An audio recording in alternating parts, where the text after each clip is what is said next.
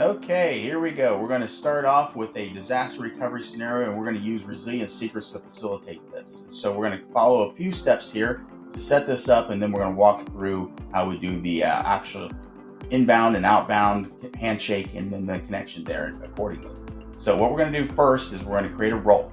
So the role is going to be disaster recovery. So I just named it that because it sounds very familiar to what we're going to use it here in a second. So we're going to next what we're going to do is we're going to add permissions to that role. So what we do here is we find in our drop down here for the unassigned, we're going to find a setting called Administrator Disaster Recovery. So we're going to place that into our permissions for that particular role. Next thing we're going to do is we're going to create a group. The group is going to call, in this case, I just named it Disaster Recovery Administrators. And then the next thing we're going to do is we're going to add, logically, we're going to add members. So the next thing we're going to do after that is we're going to add the role that we just created to that group. So that's going to be that disaster recovery role.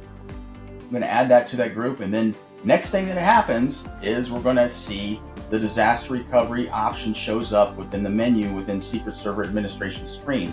So you'll see that here in the lower panel here.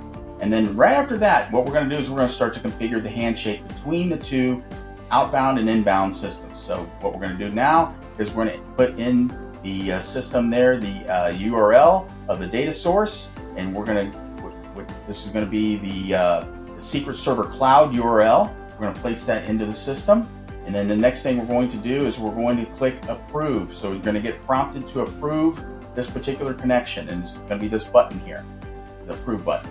And so the next thing we're going to do after that is we're going to confirm the data replication. So it's a multi-step process, but it's done on purpose to make sure that nothing gets out of sync. So we're going to click approve there, and then the next thing we're going to do is we're going to see the enabled state show up. We're going to see that green button, that magic green button show up there. And the next thing we're going to see is we're going to have the option to select the folders we're going to replicate. So in this case, I created a folder called RS2 on-prem. So Resilient Secrets to on-prem. So I'm going to select that particular folder, and then we're going to then add that folder and then save the folder settings. So we're going to do that over here in the right panel, and then we're going to click save.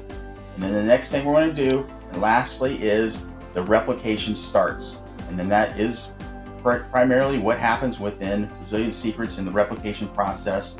And so it creates that read-only copy back down from, in this case, the cloud to on-premise.